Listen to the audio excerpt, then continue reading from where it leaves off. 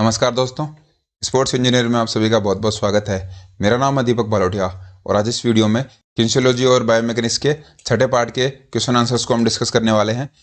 इससे पहले के पार्ट आप देख लीजिए, अगर आपने नहीं देखे हैं उनको आप आई बटन पे या फिर चैनल पे जाके देख सकते हैं। वीडियो शुरू करने से पहले अगर आपने चैनल को सब्सक्राइब नहीं किया है तो सब्सक्राइब कर लीजिए। आपका कोई सवाल हो तो इंस्टाग्राम पर पूछ सकते हैं और सभी वीडियोज़ की PDF के लिए टेलीग्राम चैनल ज्वाइन कर लीजिए। इन सभी के लिंक्स आपको डिस्क्रिप्शन में भी मिल जाएंगे। वीडियो को शुरू करते हैं। पहला क्वेश्चन है, मांसपेशी संकुचन का स्लाइडिंग फिलामेंट सिद्धांत किसके द्वारा प्रतिपादित किया गया था? स्लाइडिंग फिलामेंट थ्योरी दी गई थी जो कि मांसपेशी संकुचन मस्कुलर कॉन्ट्रैक्शन से रिलेटेड थी। उसको प्रतिपादित किसने किया था, वो किसके द्वारा दी गई थी? Right answer is Huxley. D हमारा करेक्ट आंसर हो जाएगा। नेक्स्ट है, सूची 1 और सूची 2 का मिलान करें।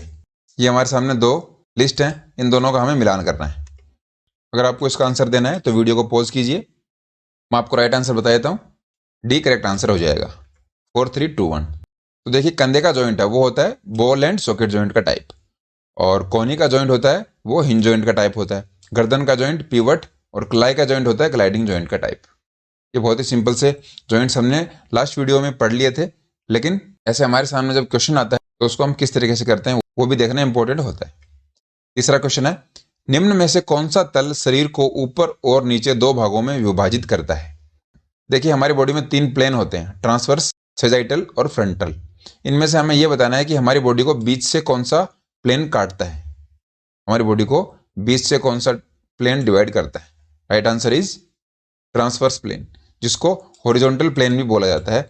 ये प्लेन हमारी बॉडी को 2 पार्ट्स में डिवाइड करता है। ये देखिए, ये है ट्रांसवर्स प्लेन और सेजाइटल प्लेन इस सामने के साइड में है, और यह है कोरोनल प्लेन। कोरोनल प्लेन को फ्रंटल प्लेन भी कहा जाता है और ट्रांसवर्स प्लेन को बोलते हैं हॉरिजॉन्टल प्लेन। ये 3 टाइप के प्लेन होते हैं हमारी बॉडी के अंदर। सेजाइटल प्लेन में हमारी जो मूवमेंट्स होती हैं वो आगे पीछे की डायरेक्शन में होती हैं। कोरोनल जो प्लेन है, जिसको हम फ्रंटल प्लेन बोलते हैं, उसमें हमारी जो मूवमेंट्स हैं वो होती हैं लेफ्ट साइड में। और ट्रांसवर्स या फिर हॉरिजॉन्टल प्लेन है, उसमें हमारी मूवमेंट होती हैं जमीन के पैरेलल। जैसे अंपायर चौके का इशारा देता है, तो चौके का इशारा देने की जो मूवमेंट है वो हमारी होगी ट्रांसवर्स प्लेन के अंदर। इस तरीके से इन प्लेन को डिसाइड किया गया है। नेक्स्ट है, फुटबॉल खेलते समय इस प्रकार की ऊर्जा उपयोग में आती है। फुटबॉल खेलते समय हमें एक एनर्जी की जरूरत पड़ती है, वो कौन सी एनर्जी हम यूज में लेते हैं? राइट आंसर इज गतिज ऊर्जा। काइनेटिक जहां पे भी नाम आ जाए तो आप समझ लीजिए वो मूवमेंट से रिलेटेड है, वो गति से रिलेटेड है। तो फुटबॉल में भी जब प्लेयर खेलता है तो वो गति करता है, कंटिन्यूस वो भागता रहता है, उसमें हमें गतिज ऊर्जा की आवश्यकता पड़ती है। 5वां क्वेश्चन है, घूमने वाले बॉल द्वारा अनुभव किया गया बल जब वह हवा में चलता है उसे कहते हैं। अब देखिए, इसमें हमें बताना है कि कोई बॉल है वो हवा में मूव कर रही है, तो उसके ऊपर सामने से या फिर साइड से कोई बल काम करता है, कोई फोर्स उस पर काम करता है। उस फोर्स को या फिर उस बल को क्या बोलते हैं? राइट आंसर इज मैग्नेस बल। मैग्नेस फोर्स बोला जाता है, जो कि हवा के द्वारा लगाया जाता है। ये देखिए, मैग्नेस फोर्स में ये बॉल यहां से किक करने के बाद घूमती घूमती इस तरीके से गोल पोस्ट के अंदर जा रही है। तो ये जो मूवमेंट है ये मैग्नेस इफेक्ट के कारण जाती है। आप फुटबॉल गेम देखते होंगे, ये जो सेंटर लाइन है गोल पोस्ट के पैरेलल में, यहां से फुटबॉल को किक किया जाता है और बॉल सीधी आके गोल पोस्ट में घुस जाती है और वो गोल हो जाता है। तो ये जो सारी एक्टिविटीज हम देखते हैं ये मैग्नेस फोर्स की वजह से देखते हैं, जो हवा के द्वारा लगाया जाता है बॉल के ऊपर।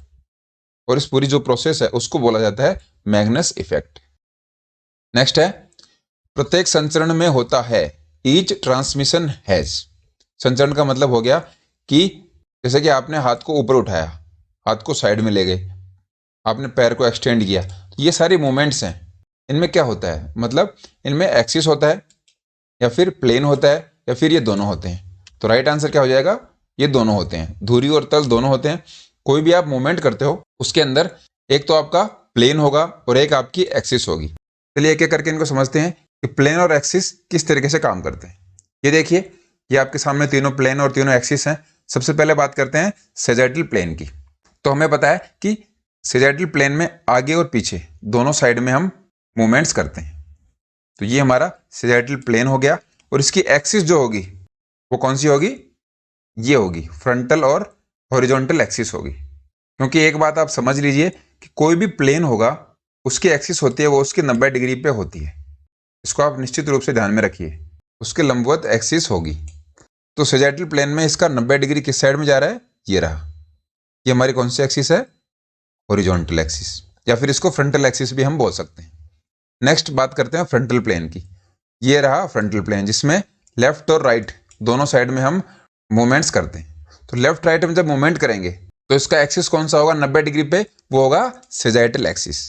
देखिए इनका नाम सबका सेम रहेगा, सेजाइटल, फ्रंटल और वर्टिकल या फिर हॉरिजॉन्टल, ये सारे नाम सेम रहेंगे। तो सेजाइटल प्लेन भी इस साइड में होगा और सेजाइटल एक्सिस भी इस साइड में होगी। फ्रंटल प्लेन भी इस साइड में होगा और फ्रंटल एक्सिस भी इस साइड में होगी। और इसके बाद में ये वर्टिकल एक्सिस हो गई और ये हॉरिजॉन्टल प्लेन हो गई। तो इस तरीके से हम इनको समझ सकते हैं। तो यही बात हमने ये की है कि फ्रंटल प्लेन में एक्सिस कौन सी आएगी, सेजाइटल एक्सिस, क्योंकि ये इस पे 90 डिग्री पे बन रही है। नेक्स्ट है हॉरिजॉन्टल प्लेन। हॉरिजॉन्टल प्लेन का 90 डिग्री ये हो जाएगा ऊपर की साइड में और नीचे की साइड में, तो ये एक्सिस हो जाएगी हमारी वर्टिकल एक्सिस। इस तरीके से हमें इनको समझना है। प्लेन और एक्सिस हैं, इनको एक बार आप अच्छे से समझ लोगे तो इनको कभी नहीं भूलोगे। तो हमें यही ध्यान में रखना है कि कौन से की मूवमेंट कौन से के साइड में होती है और हर प्लेन का जो एक्सिस होगा वो उसके 90 डिग्री पे होगा। नेक्स्ट है स्थिति में परिवर्तन क्या है, what is the change in position. Right answer is displacement. विस्थापन बोला जाता है स्थिति में परिवर्तन को। ये देखिए, विस्थापन को प्रारंभिक बिंदु और अंतिम बिंदु के बीच सबसे कम दूरी के रूप में परिभाषित किया जा सकता है। कोई भी डिस्टेंस है यहां से लेकर यहां तक, तो इसको सबसे कम दूरी में, ये रही इसकी कम दूरी, इसमें इसको जब हम पूरा कर लेते हैं उसको बोलते हैं हम विस्थापन। और दूरी होती है समय अंतराल में एक निकाय द्वारा कवर किए गए वास्तविक पथ की लंबाई के रूप में परिभाषित किया जाता है। दूरी में हम यहां से जाके कैसे भी घूम घाम के और यहां तक पहुंचते हैं, वो हमारी होगी टोटल दूरी। तो डिस्प्लेसमेंट और डिस्टेंस में यही फर्क हो जाता है कि डिस्टेंस में सबसे शॉर्टेस्ट हम पाथ लेते हैं, सबसे शॉर्टेस्ट हम पॉइंट लेंगे, लेकिन डिस्टेंस के अंदर वो जो भी लेंथ होगी स्टार्टिंग पॉइंट से लास्ट पॉइंट तक उसको हम लेते हैं। डिस्प्लेसमेंट एक वेक्टर क्वांटिटी होता है। वेक्टर मतलब इसकी एक दिशा होगी कि ये पॉइंट यहाँ से यहाँ तक मूव करेगा, लेकिन डिस्टेंस की कोई दिशा नहीं होती क्योंकि वो इस तरीके से मूव करके यहाँ पे पहुँच रहा है, तो वो एक अदिश राशि हो जाएगी या फिर स्केलर क्वांटिटी हो जाएगी। उसी तरीके से ये दोनों हैं गति और वेग।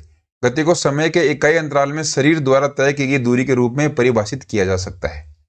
तो स्पीड में क्या होती है, हम डिस्टेंस कवर करते हैं, और वेलोसिटी में हम क्या करते हैं, डिस्प्लेसमेंट कवर करते हैं। इन दोनों में यही फर्क है। तो डिस्प्लेसमेंट हमने देखा था कि एक वेक्टर क्वांटिटी होती है, उसी तरीके से वेलोसिटी को भी वेक्टर क्वांटिटी कहा जाता है। और इसी तरीके से डिस्टेंस एक स्केलर या फिर अदिश राशि होती है और स्पीड भी अदिश राशि में शामिल की जाती है या फिर इसको भी स्केलर क्वांटिटी कहा जाता है। ये इनकी डेफिनेशन थी, इनको आप समझ लीजिए। नेक्स्ट है, इस बिंदु पर शरीर का संपूर्ण द्रव्यमान या वजन केंद्रित हो सकता है, उससे कहते हैं।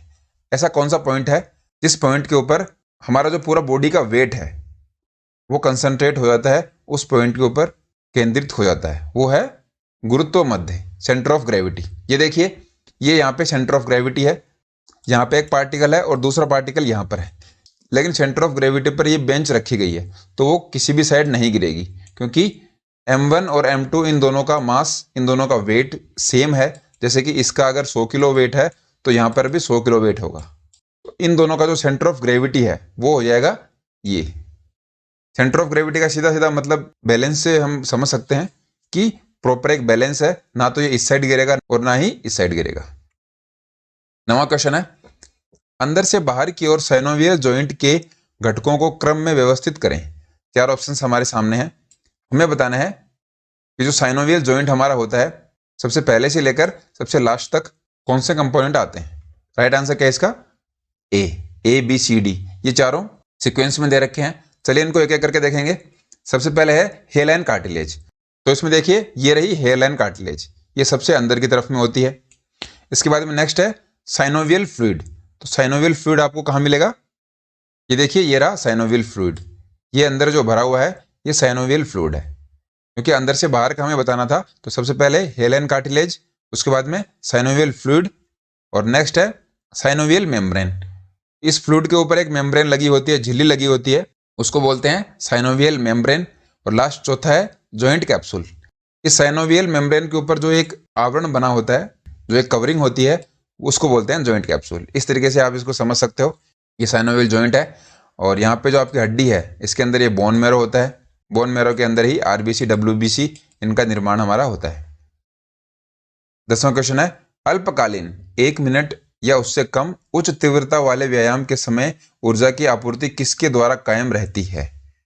अल्पकालीन का मतलब ये हो गया कि हमारी शॉर्ट डिस्टेंस जो रनिंग है या फिर अनएरोबिक जो एक्टिविटीज हम करते हैं उनमें इन 6 ऑप्शंस में से ऐसे कौन से 3 ऑप्शन है जिनसे हमें एनर्जी मिलती है, हमें उनसे ताकत मिलती है? Right answer is D 2, 3, 5। ये देखिए, anaerobic glycolysis, breakdown of ATP और ब्रेकडाउन ऑफ सीपी। एटीपी का मतलब आपको पता होगा एडेनोसिन ट्राइफॉस्फेट और सीपी होता है क्रिएटिन फॉस्फेट। जब भी हम एनएरोबिक एक्टिविटीज करते हैं, जैसे कि 100 मीटर स्प्रिंट की हमने, 100 मीटर की शॉर्ट डिस्टेंस रनिंग की, उसके अंदर हम ऑक्सीजन की गैर मौजूदगी या फिर बहुत कम ऑक्सीजन में एक्टिविटी करते हैं, तो उसमें एनारोबिक ग्लाइकोलाइसिस होता है, एटीपी का ब्रेकडाउन होता है और उससे सीपी का ब्रेकडाउन होता है। तो हमें अगर क्वेश्चन में ये दिया गया होता कि अनएरोबिक एक्टिविटीज में इन 6 ऑप्शंस में से कौन से 3 ऑप्शन राइट होंगे, तो उसमें भी यही आंसर हमें करना था, क्योंकि 1 मिनट से कम के जो भी एक्सरसाइज या फिर एक्टिविटीज होती हैं वो सब एनारोबिक एक्टिविटीज में आती हैं। स्पोर्ट्स ट्रेनिंग के वीडियोस में एरोबिक और एनारोबिक को हमने बहुत अच्छे से समझा है। अगर आपको डाउट है तो वो वीडियोस आप देख लीजिए। 11वां क्वेश्चन है, किसी गेंद को पकड़ने, कैच करने में निहित विभिन्न अवस्थाओं का सही कालानुक्रम क्या होगा?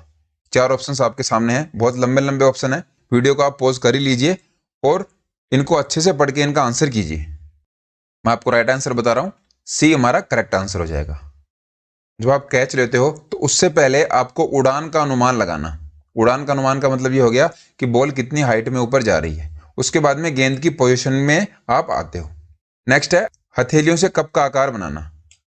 आप अपनी हथेलियों को बॉल के आकार का बना लेते हो, उसके बाद में आप गेंद को प्राप्त कर लेते हो, गेंद को आप कैच कर लेते हो। तो ये सिंपल सी एक प्रोसेस होती है किसी गेंद को कैच करने के लिए। 12वां क्वेश्चन है, 100 मीटर की स्प्रिंट में निहित संचलन की अवस्थाओं का सही क्रम, जिस क्रम में यह व्यवस्था आती है चुनिए। 100 मीटर स्प्रिंट के बारे में हमें बताना है कि उनमें बहुत सारी अलग अलग फेजेस होती हैं। जब हम दौड़ते हैं या फिर दौड़ हम कंप्लीट कर लेते हैं तो उनको हमें सही क्रम में व्यवस्थित करना है, सही उनको अरेंज करना है। तो इसका आंसर अगर आप देना चाहते हैं तो वीडियो को आप रोक लीजिए, मैं आपको राइट आंसर बता रहा हूं इसका, डी। इसमें देखिए, सबसे पहले एथलीट क्या करता है 100 मीटर स्प्रिंट में, रैपिड एक्सेलरेशन। सबसे पहले वो बहुत तेज भागेगा, उसके बाद में स्लो एक्सेलरेशन, उसके बाद में 0 और लास्ट में नेगेटिव एक्सेलरेशन। तो ये किस तरीके से होंगे, देखिए, जब स्टार्टिंग पॉइंट से एंड पॉइंट तक वो एथलीट दौड़ता है तो उसमें उसका होता है रैपिड एक्सेलरेशन, मतलब वो तेज गति से भागता है।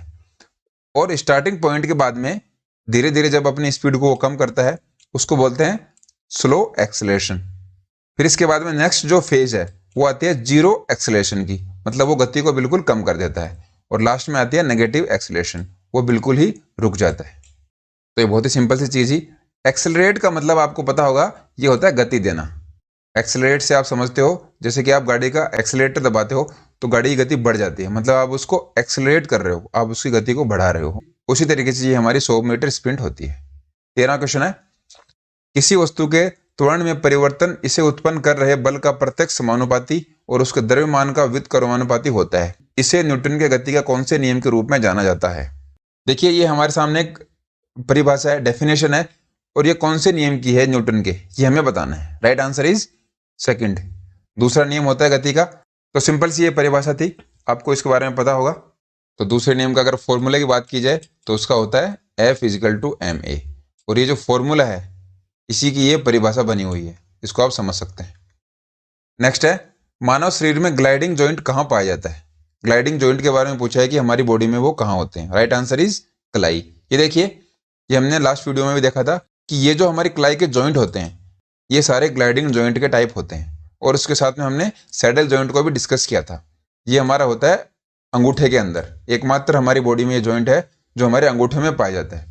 लेकिन स्लाइडिंग जॉइंट है वो हमारी कलाई में होते हैं। जैसे इसके नाम से ही पता लग रहा है कि ये जो छोटी छोटी हड्डियां हैं ये आपस में एक दूसरे के ऊपर स्लाइड करती रहती हैं, इसलिए इसको स्लाइड जॉइंट कहा जाता है। आप अपनी कलाई को घुमाते हो उस टाइम पर ये हड्डियां आपस में एक दूसरे पर स्लाइड कर रही हैं। इसी तरीके से आप इसको याद रख सकते हो। लास्ट क्वेश्चन है, टखने के लिए स्वस्थ लाभ की प्रक्रिया में निम्नलिखित में से कौन सा व्यायाम किया जाता है? तो 4 ऑप्शंस हमारे सामने हैं। इनमें से सबसे बेस्ट ऑप्शन कौन सा है? सी, डोर्सिफ्लेक्शन। ये क्या होता है हमने लास्ट वीडियो में देखा था, एक बार फिर देख लीजिए। कि आपके टखने में अगर चोट लग जाती है तो आप अपने टखने को एडी से ऊपर उठाते हो, जिसको हम बोलते हैं डोर्सिफ्लेक्शन। और इसका जस्ट ऑपोजिट क्या होता है? प्लांटर फ्लेक्शन, जिसमें हम हमारे पंजे को नीचे की साइड में एक्सटेंड करते हैं। तो ये सिंपल सी प्रोसेस है डोर्सिफ्लेक्शन और प्लांटर फ्लेक्शन की। तो चलिए दोस्तों, इस वीडियो में इतना ही। आपको वीडियो कैसा लगा कमेंट्स में जरूर बताएं। लाइक कर सकते हैं वीडियो पसंद आया हो तो। अगली वीडियो में आपसे फिर मुलाकात होगी, तब तक खुश रहिए, हेल्दी रहिए। बहुत बहुत धन्यवाद।